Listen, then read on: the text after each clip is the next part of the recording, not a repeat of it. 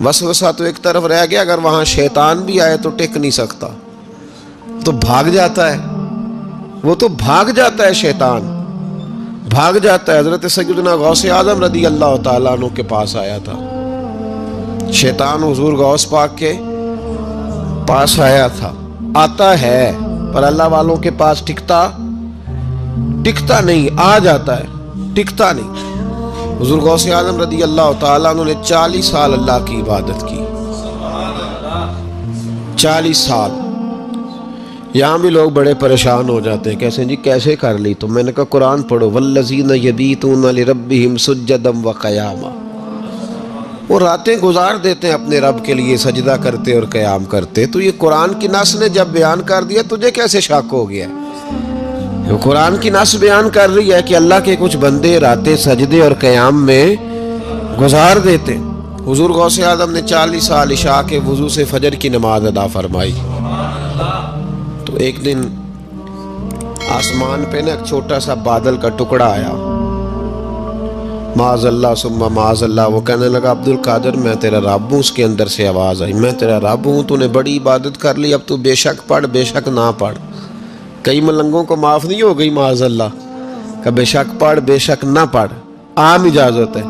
تو حضور غوث اعظم رضی اللہ تعالیٰ عنہ فرمانے لگے اعوذ باللہ من الشیطان الرجیم۔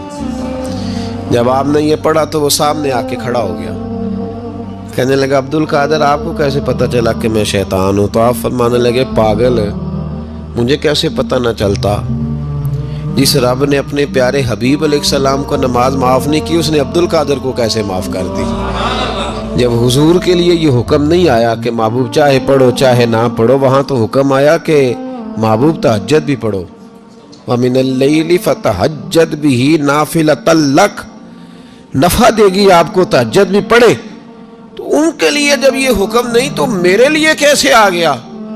اب شیطان تھا نا، تو اس نے پھر ایک اور چال چلی، یہ باز نہیں آتا، ہم باز آ جاتے ہیں کئی دفعہ، اس کے پیچھے پیچھے چلنے لگ جاتے ہیں، لڑ کے تھک جاتے ہیں، وہ نہیں تھکتا، وہ نئی سے نئی چال، نئی سے نئی چال، اس کا نیا سے نیا روپ، من الجنت والناس، جنوں میں سے بھی اور اس کے نئے سے نئے روپ ہوتے ہیں۔ اس نے ایک نیا روپ دھار لیا، کہنے لگا عبد القادر 300 ولی میں نے اسی طرح گمراہ کیے، آپ چونکہ عالم تھے تو آپ کے علم نے آپ کو بچا لیا۔ تو غوث اعظم فرمانے لگے نئے روپ سے آئے ہو؟ کہنے لگا 300 میں نے گمراہ کیے، یہ تو آپ عالم تھے تو بچ گئے، آپ جانتے تھے تو بچ گئے، میں نے 300 گمراہ کیے۔ تو حضور غوث اعظم فرمانے لگے پھر گمراہ کرنے لگے ہو نیا روپ دھار کے؟ مجھے میرے علم نے نہیں بچایا، مجھے اللہ کے فضل نے بچایا ہے۔ کئی عالم بھی تو گمراہ ہو جاتے ہیں نا، مجھے میرے علم نے نہیں بچایا، مجھے میرے اللہ کے فضل نے بچایا ہے۔ میرے بھائی، میرے عزیز طریقت کے مسافروں، یاد رکھو، سمجھ لو اس بات کو کہ وسوسہ آتا ہے۔ وسوسہ، دو قسم کے مہمان آتے ہیں، دو قسم کے مہمان۔ ایک مہمان وہ آتا ہے جو آتا ہے تو بندہ توجہ نہیں کرتا، وہ خود کہتا ہے اس نے نہیں میری طرف توجہ کی، وہ مہمان چلا جاتا ہے، پتہ نا آپ کو۔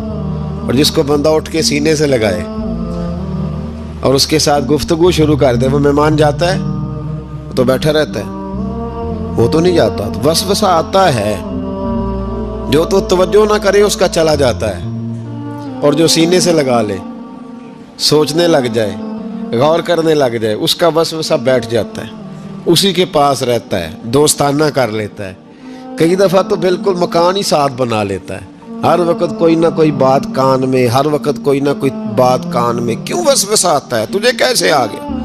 جس کا یقین کامل ہو اسے وسوسہ کیسے آئے؟ جس کی توجہ سیدھی ہو اسے وسوسہ نہ چھڑ یار دا بوہا، نہیں تے ہو جاویں گا روگی۔ جیڑی بکری اجڑوں وچھڑی او بگیاڑا جوگی۔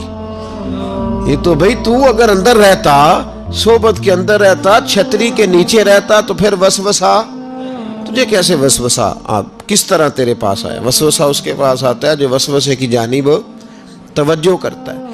بہت زیادہ لوگوں کو بدگمانی ہونے لگی ہے، بہت زیادہ وسوسے آنے لگے ہیں، بہت زیادہ خیال ہونے لگا ہے، بہت زیادہ توجہ ہونے لگی ہے، بڑی لوگوں کا معیار اس طرف جائیں. ہر چوتھا آدمی آ کے کہتا ہے برے خیالات آتے ہیں. کیوں بھائی برے خیالات آتے ہیں؟ کیسے آ گئے؟ ہمارا تو دل ہی ایک ہے اور دل میں یار بھی ایک ہے. دوسرے کے لیے جگہ ہی کوئی نہیں تو وسوسہ کیسے آئے گا؟ ہم تو اس کے دیدار سے ہی آج تک فارغ نہیں ہوئے تو غیر کی طرف دیکھ کیسے لیا؟ یہ کیسے ہو گیا؟ ممکن کیسے ہوا؟ اپنے آپ کو سمیٹیں، ان وسوسوں سے اپنے آپ کو بچائیں، ان پر قطعی طور پر کوئی توجہ نہ دیں. اور اگر کبھی آ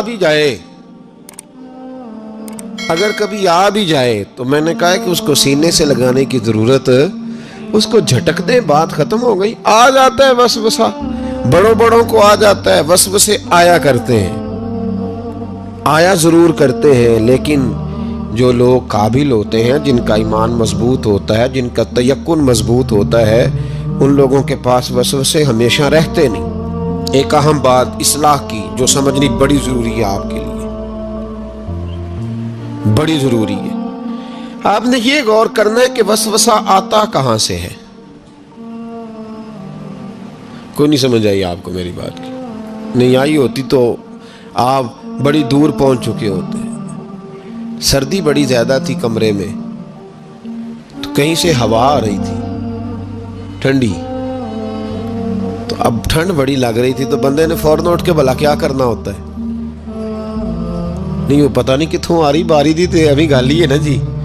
اگر تو کھڑکی سے آ رہی ہے تو کس کو بند کریں گے، اور اگر دروازے سے آ رہی ہے تو جی، اور اگر چھوٹے بچے نے پنکھا چلا دیا تو جی، چل پنکھا رہا ہے بندہ سارا دن دروازہ بند کرتا رہے. سمجھنا ہے آپ نے بات کو. آپ نے اس دروازے کو بند کرنا ہے جہاں سے وسوسہ